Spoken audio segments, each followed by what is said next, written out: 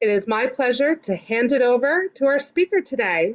It's a pleasure to be here. Very excited to be able to share this with everybody. I promise I'll try to make it as engaging as possible. That scintillating title of medical practitioner's intention to use secure electronic medical records in healthcare organizations. I wrote it and it's still a mouthful for me, so I'll try to make it as light and engaging as possible. A little bit about me before we begin on the actual research. My name is Omar Sangurima. I've been in IT for about 6, going on 7 years now.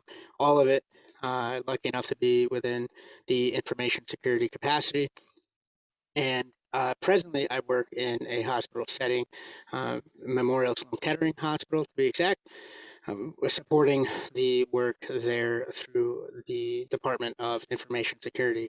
And I don't see her on right now, but I wanted to start out this presentation with a shout out to my mentor, my chair, Dr. Jodine Burchell. It's not often you find somebody that really just kind of fits the whole package of getting you over the hump. I know that this presentation series is uh, there's folks that are within their doctoral journeys, their research journeys, as well as other folks that have completed. So I can't stress enough how big and wonderful a boost a good chair can be. So from the bottom of my heart, thank you, Dr. Burchell. We can go to the next slide, Zoe. Starting off, it's within within information security. There's always the debate, and even within technology itself, it's are humans the issue, or are we designing terrible systems in order that so we're getting these terrible outcomes?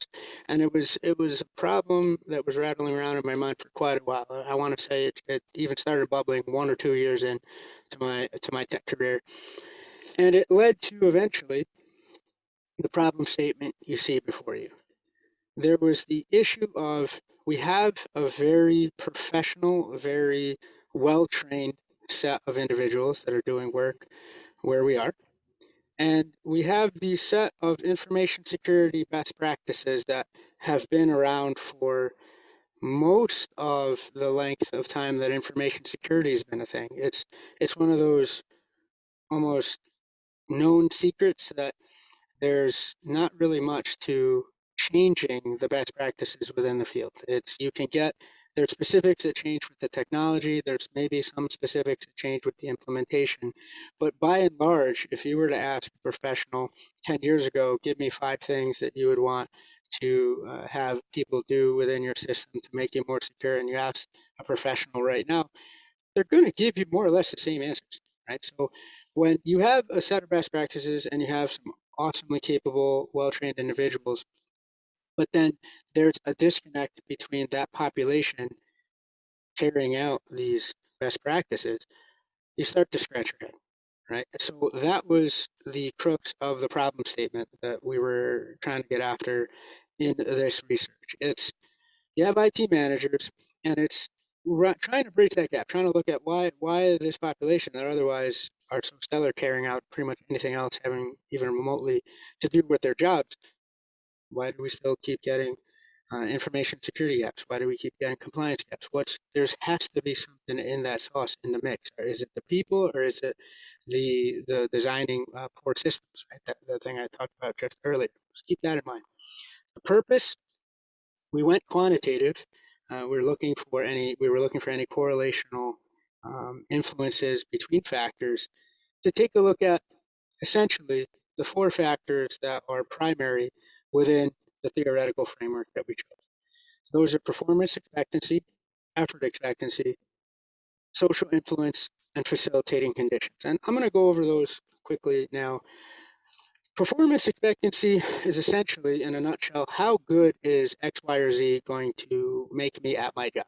You take a look at tech, whether it's a new piece of hardware, some new software, a new process or workflow. How good is this going to make me at doing what I do day in and day out? Effort expectancy, coincidentally enough, is how easy is it going to be to do the action or activity in question.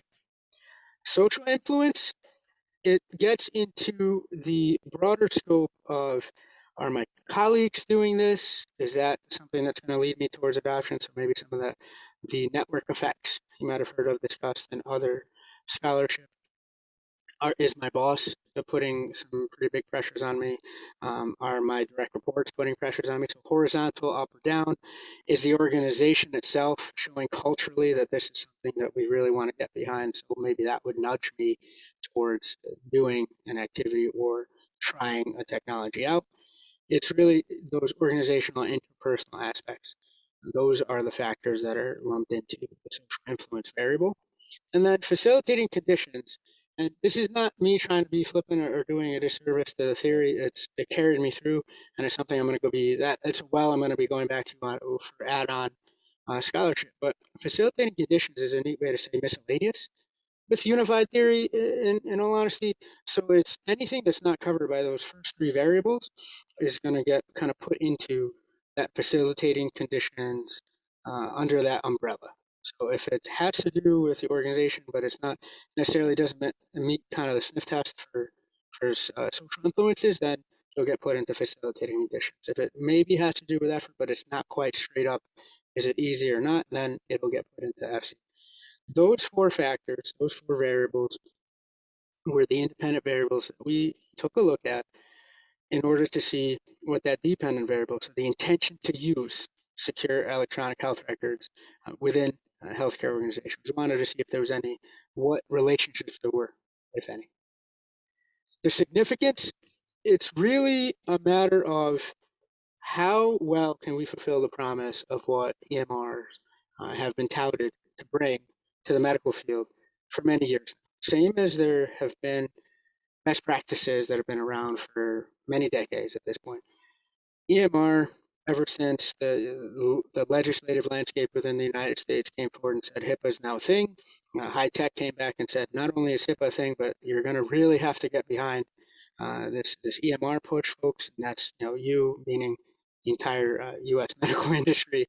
It's always been a thing that's been touted as revolutionizing the care outcomes and the medical field in its entirety, right? And when it's adopted and when there's proliferation and when other factors come into play that push EMR to what it can be, it absolutely is. Right?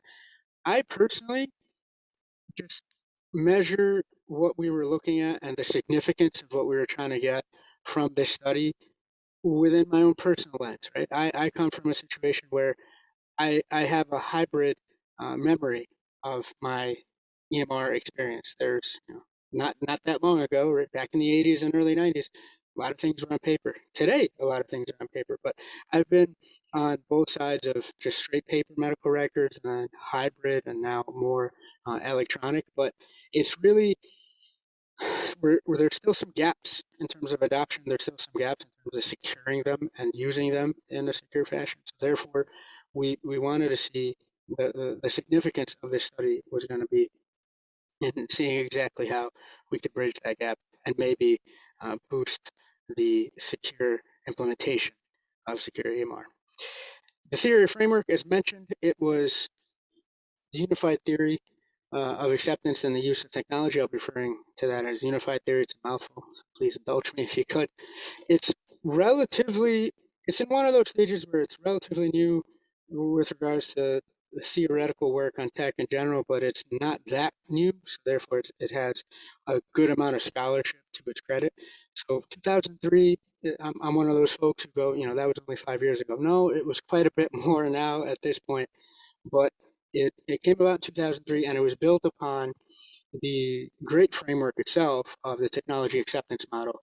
And TAM itself, I'll get into a little bit more specifics in the next slide, but TAM came about like 85, 86, and it itself has had a tremendous amount of scholarship, but we decided to go with the unified theory. If you go next slide, please. Thank you. So the relevant scholarship, as mentioned, this was, and again, full disclosure, maybe should have said it at the top. This is the first research study on this scale by far for myself. So that's, take all this advice and these tips and tricks with that grain of salt in mind. Unified theory really provided that balance between taking a look at what influences there were on an individual person within an organization, as well as the organizational factors themselves on bigger groups. It was humbling in a way, truly, to dive into the relevant scholarship on this topic, because it was a lot at first to go, wait a second, how do I want to look at this? What lens do I want to peer at this problem from? Do I really want to go down into the nitty gritty of interpersonal factors that would influence somebody to adopt a technology or a technique? Or did I want to maybe take a step back and up and go, cool, that's great. It's good to know individual motivations, but I come from a professional background. This is a professional applied degree. I'd like to see a little bit more time given on organizational factors that would influence adoption of a key technology or practice. The unified theory, in our opinion, really hit that sweet spot of bringing in both individual factors as well as larger group organizational factors into a good mix for scholarship. As I mentioned, TAM, the technology acceptance model, was great, a great foundation, a lot of scholarship, right? So if anybody's in the throes of writing their literature review, there was a ton of things that I could pull in and bring into that section and examine and look at all the interplays between the scholarship. So TAM was a tantalizing theory potentially to use. However, it came out in the 80s, and that's not disparaging because I did too, right? So it's not the fact that it's a technology model and it's a little older, but there was a lot of scholarship, but a lot of what you would see regarding TAM would be TAM and this, TAM and this other theory, TAM and this other theory plus this other context. So as I say in the bullet, there's great material available, readily available for TAM, and it's something that's still getting used as a mode for inquiry now with modern technologies and applied techniques and behaviors within tech. However, out of the box, as it were, there were more factors covering more of the aspects of my inquiry with the unified theory. Similar situation with DOI, which is diffusion of innovations theory, another theory that's been around for a long time. It's giving great insights again to this day regarding why people choose to use technologies or not, or whatever mix of use they exhibit as a group. However, the one part that I felt was a little bit thinner in regarding its foundation for inquiry was DOI's not giving too much as much of a good amount of time to social construct factors. So it was really much more focused on interpersonal reasons for why people adopt the technology or not. So we have the chosen framework, right? And also, just as a quick aside, there's even these types of pros and cons applied to the unified theory. Any a cursory Google search, a glance at Google right now would give you Unified 2, Unified 3, I think Extended Unified, which, as I mentioned prior, explaining the variables a little bit, social influence, really, performance expectancy and effort expectancy usually get left alone. They're pretty cut and dry in terms of this is going to make me good at what I do, this is going to be easy to make me good at what I do. Great. Social influence and facilitated conditions within the unified theory universe, as it were, get broken out into many other constituent factors. That's really the differentiation between unified theory, unified 2, unified 3, any extensions, any amalgams, any mixtures of the theory with other theories. It's going to be taking a look at exactly, okay, social influence, we're going to see maybe organizational factors. There's potentially the factor of, are they forced to use it? Is this something where not using it at all is not an option, which in this case, in a medical facility, using secure EMR, it's just not something you can say to do. Adopting it is a different story. Same with facilitating conditions. I mentioned that it was kind of a miscellaneous umbrella. So there's a lot of meat there to kind of separate out if you wanted to go deep into different variables and factors. On the flip side, and the reason why really I stayed with just not, and this is not me using it pejoratively, but vanilla unified theory, was you could start going down a lot of rabbit holes regarding picking apart exactly which factors you wanted to take a look at. Interesting and definitely something I'm taking a look at for follow-on scholarship for other surveys, or maybe even going down the qualitative path a little bit. However, for right now, especially for an initial jumping off point for myself for my inquiries, keeping it to these four was the route we decided to take. Additionally, the setting, of course, healthcare settings, even in the little slice of the Northeast U.S. that we kept it to, have absolutely been examined before, and the specific population, so medical practitioners, have themselves been studied before. However, when we took a look at the scholarship at the time, there was more of a focus on, okay, let's look at this population, the medical practitioners, and then let's see what is there a silver bullet? Is there one aspect of tech that can be just applied and suddenly secure EMR is being used throughout the land? Or is there one way to almost put a technical control on an environment in order to just get everybody to be doing the right thing here? Not so much in terms of what about the concept or what about the implementation of secure electronic medical records influences just feelings of adoption, right? So it takes a little bit more of a behavioral approach to why they would or they wouldn't. It's not just solving a tech question with a tech problem, essentially. Go on to the next slide if you could, Zoe. Thank you. Research question, and an absolute surprise to nobody here, of course. We're taking a look at what relationship, if any, there was between those four factors: performance expectancy, effort expectancy, social influence, and facilitating conditions on our dependent variable, that intention to use secure EMRs in healthcare organizations. Didn't want to reinvent the wheel, like I said, first time scholar here. So we went with a Likert scale survey, 5 points, didn't even get fancy with the 7 or 9 or 13 here. And it was the middle is either neither agree nor disagree, two levels of disagree, two levels of agree.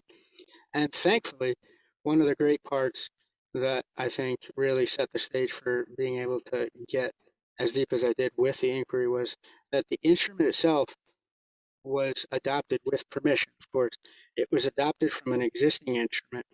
Now, that instrument was asking about use a Likert scale, use the unified theory as a framework, as a guiding principle. It was asking end users or patients about their intentions to double down on using secure EMR, or if, as I mentioned earlier, if use itself was not truly within their realm of decision making, then how inclined they would be to frequent practitioners that themselves used EMR. So it was adopted. It had a lot of the bone structure, as I like to call it, of what I eventually use as my instrument, but the specific questions it was asking, the specific context it was asking them, and as well as the population it was inquiring within were a little bit different. And here I'd like to take a quick second. The sentiment survey platform, it's very similar to a Qualtrics. The only reason why I didn't go directly with Qualtrics was in terms of the scale of my inquiry. Qualtrics would be a tool I would absolutely endorse and use if, say, I was going to bring something at my job, right? We have thousands upon thousands upon thousands of users, and we wanted to get good, quick results. That would be, I think, more appropriate in that context. Sentiment just seemed to be more a little bit more modular, a little bit more user friendly to kind of start off with the first time researcher, and to hit data saturation, we only needed about 130 participants after we ran the numbers. So sentiment was the way we went, but almost exactly the same as a similar platform where they would go out, you would tell them, this is the population I'm taking a look at. They would get the requisite folks that would fit those criteria, and then they would administer the instrument after you gave it to them to send out. So great work there. Not a commercial for them, but very happy with how it turned out. The participants, if you've been taking a look, I've been saying medical practitioners, and I we went back and forth. Myself and my chair, we went back and forth with, okay, exactly who are we going to take a look at? And I felt as though just looking at clinical would not give enough of a picture in terms of where the feelings or the intentions behind adoption were coming from. So we decided to also incorporate any folks that were in charge of medical IT, essentially, within the target scope. And I feel that by bringing in those two camps that are united essentially by using, supporting, and advocating for secure EMR, it gave us a little bit of a better picture with what we wanted to cover. So, of course, there were adult participants. No trouble with the IRB there. We weren't uh, any populations that needed extra work. No, it's just straight up adults that were knowledgeable about secure EMR. We kept it to Northeast U.S. hospital settings, as I kind of alluded to a little bit earlier. It's that's one of, I'll get into it later with the limitations. That is one of the limitations that's scoped down to that slice of the medical landscape here in the U.S., the Northeast. But it was also something that was done with intention because I wanted to, of course, in the spirit of the type of degree that this was, I wanted to bring in these results, and I have already since completing the study.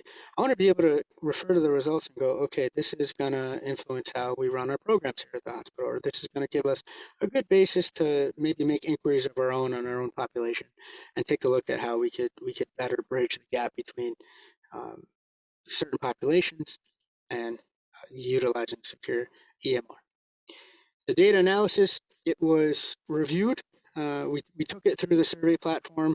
Thankfully, one of the things, and I did mention Sentiment prior, I wanted to give them another shout out because there was never a situation where we received a quote unquote complete survey and there was some missing questions. As anybody here who's run a survey knows, I've run them for work numerous times.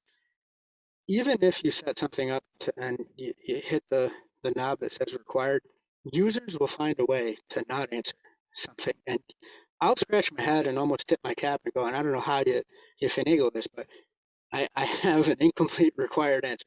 Good on you. We have to figure that out later. Thankfully, that was not the case with these. Any complete that we received was fully complete. It answered all the questions.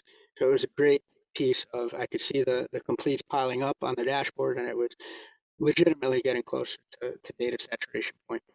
We tested it for reliability, skewness, and normality. That was the one assumption that didn't hold. And I mentioned Dr. Burchell prior. This is one of the points at which really helped me. We sat down and said, okay, we could look at the whys in terms of what happened with normality here, but let's make sure that we change our the tools that we use for analysis to factor in that it's not a normal set of data in order to get a legitimate regression analysis at the end of the day. So that was something also to kind of keep an eye on. I remember initially taking a look at the data and going, wait a second, none of this holds, this doesn't make sense. But thankfully, we were able to figure out, hey, it's not normal, so let's amend accordingly. And then, so as I said, we amended the analysis methods, and we were able to break down and get a decent set of results as a set of findings. Next slide, Zoe. The findings, a little descriptive statistics up front. We did pull in from the IT side of the house. We did pull in from the clinical side of the house. However, the preponderance of responses were from female nurses. age 34 to 49. Now that female nurse can include all levels of nursing. We lump them in. We did get individualized reports in terms of if they were this type of nurse, that type of nurse, the levels of nurse, right? If they were nurse administrators, if they were team leads, etc. However, just for descriptive statistics' sake, female nurses age 34 to 49, by and large, blew every other respondent group out of the water in terms of the level of response rate there. Now, the initial regression with all four variables, so performance expectancy, effort expectancy, social influence, and facilitating conditions, ran the numbers, and it came back to giving us about a 31% explanation for movement in that dependent variable. That itself was tremendous. It was great. I was excited because from a practitioner standpoint, I was taking a look at, okay, these are hard results that I could come back with and go, oh, I could do something with this. Now I have a roadmap or a guide maybe in terms of what I want to look at within my own organization. However, we took another look at the data and said, wait a second, two of these factors look like they're having a lot stronger of a pull on the dependent variable. We did a best fit multiple regression analysis, and we found that performance expectancy and effort expectancy accounted for 30 of that 31%. So an enormous part of the entirety of any influence was performance expectancy and effort expectancy. That was even more uplifting, I should say, for myself. I said, oh, wait a second, now we can narrow it down to two factors. And that's fully realizing that, yes, hey, we have 30%. There's 70% unexplained, of course. However, having two factors be accounting for about a third of the way home of explaining what's going on essentially with the adoption of secure EMR, that was really something to look at, and it's something I'll get into in the next slides. Next slide, Zoe. As I kind of alluded to, we had the four variables and they accounted for 31%, but two of those were by and large the huge chunk, the absolute majority of any influence on the dependent variable.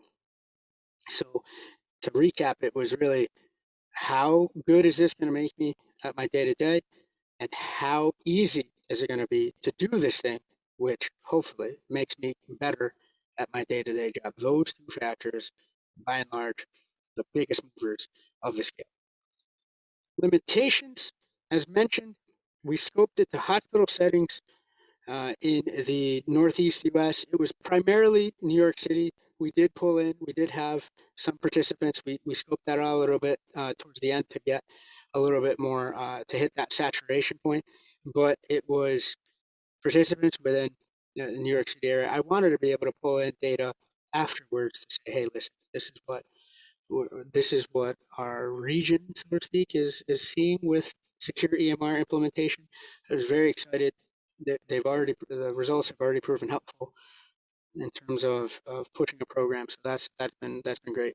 And one of the things I noticed that as a first-time researcher, I don't think I didn't quite give enough headspace to when I started out, was incentivization. We didn't incentivize any of the participants, but once I started reading up on this, of course, in preparation to give the study, it came to light that that's going to have a direct impact on how long of an instrument or an inquiry you can get away with. And it should be surprising, again, it should be surprising to absolutely nobody. There's a lot of these that go around in the tech space, especially now when folks are asking about job movement and how are you working, what's some hot technology for 2021. Those lists will come out in next year. So any survey of any appreciable length that I get, it had some sort of incentive. And for some reason, when I was coming into this, it didn't click with me. I didn't make that connection, but that was a potential limitation where you had to really scope down your set of questions, make sure that counter on the right-hand side or the bottom, however the UI is designed, tells your participant you only have 2 more questions, you only have 3 more questions, 4 more questions, whatever the case may be. You need to scope it down. if you're not going to provide some sort of incentive for their time. These are time-starved professionals, and that were the population that would be the population for any add-on scholarship. So that's something to keep in mind in terms of when you're designing your own work, or if you're in the middle of it and going, okay, what are the specifics here? Incentivization. There are pros and cons that come along with it, but one of the things in terms of this particular study was scoping down the questions such that it wasn't going to really be needing that incentivization. For the recommendations, it's a double-edged sword in a way. As I mentioned, you have 30%, you have two factors accounting for 30%. So here we go. If we're thinking of implementing new controls within my job space, or just in information security in general, or if we're touting a new and improved program, you have to give the requisite time to factor in, is this making folks better at what they do? First and foremost, and it's nuanced. So I'll try my best to kind of get through it. But not only that, but is the narrative there for your target populations? Is a narrative there where they feel as though this is going to make them better at their job, right? That was something that I think, in terms of from this study, what I'm gonna take away and use. It's, we might think as technologists, we might go, okay, of course, this is going to make them better at their job. They're going to be able to sign documents faster. It's going to be authenticated. There's not going to be any shenanigans wondering, was it really the doctor? Was it not? But if your user population doesn't feel that or know that, or if the word around the water cooler is not that, you're not going to get as much intention to adopt as you could, right? First and foremost. And really the same goes with effort expectancy. We could think from the implementation side of the house, we could go, wait, this is of course going to make it, it's going to be easy to do. It's pretty simple. You just click here, you move that there, you wave your hand, you look, if it, in terms of biometric identification, but if it's not perceived as relatively easy to do, especially in the context of, it's going to make me better at my job and it's easy enough to do this, so you're going to hit that sweet spot, then you're leaving some intentionality on the table. Those are recommendations that we're taking away here. It's not just best practices are in and of themselves, right? Borrowing a little bit from Heidegger, it's the thing in itself. There's none of that. If the perception among your user base is not that way, you're going to have a hard time getting to where you want to go in terms of adoption, whether it be a technology, hardware, software, technique, what have you. And finally, one of the things that I was always taken with during my time here at Walden was how much the aspects of social change, so learning for good, right? How much of that was legitimate here at Walden? A lot of places will hit you with a mission statement and some great ideas when you're coming in, and then even within the academic setting, okay, good, it's learning for good, but we're really looking at this, and that success factors. That's never changed. It's been unwavering here at Walden, is looking at what you're doing through the lens of how is what you're doing going to make the world a better place. And it was that way throughout my doctoral study process here. And this just happened to be right at the end. We're wrapping it up. I'm trying to finish. We got the results. It's this, and then hopefully graduation. But what carried me through the entirety of this process was thinking how there's this wonderful technology right at the foundation. The wonderful tech is EMR. Just think of it. These things that it's been promising. You can have your record follow you. Go to doctors that you determine are the best for what you need. They'll have an accurate record of you all the way back to whenever the record started, and cuts down on mistakes. It pushes better healthcare outcomes out for you. It's a wonderful piece. It's a wonderful concept. However, if it can't be done securely, then it's really like having a tremendously fast car and it has no brakes. It might sound like fun at first, but It won't stop when you need it to. It's not going to be a safe ride. It's not going to be what it could be. So that right there is really something that I was proud to do this research as a result of, because if we can somehow bridge that gap and solve the conundrum of getting more people to be behind those best practices for information security in general, and absolutely for securing electronic medical records in particular, it can open up a vast array of better healthcare outcomes for folks across the board. And if you can make things easier to secure, you're going to inherently make them cheaper to secure. If you can do that part, then you're going to be able to push out secure EMR to greater and greater population sets that might be forced to just get paper records and figure it out the way I was when they first started. On top of that, just in itself, secure EMR, driving that, getting its adoption to go up, great. But what I've seen, especially now with COVID, is there are a good pipeline of healthcare innovations that maybe have been in the works until this digital transformation was forced upon a lot of care settings. And the one that comes to mind the most is, say, for example, telehealth. Telehealth is great. It allows doctors to still see patients and to get out into populations that might be more difficult to serve. However, telehealth doesn't happen unless you have good, secure best practices. Secure EMRs for sure, but just taking it a step out, secure information security practices, those best practices that have been unchanged for 30, 40 years. Without those, telehealth might not be able to do what it can do. So with taking the applications possible from this research and also pushing me towards follow-on research, it's really about democratizing access to healthcare innovations. That is a great takeaway for me as I go forward here. Thank you.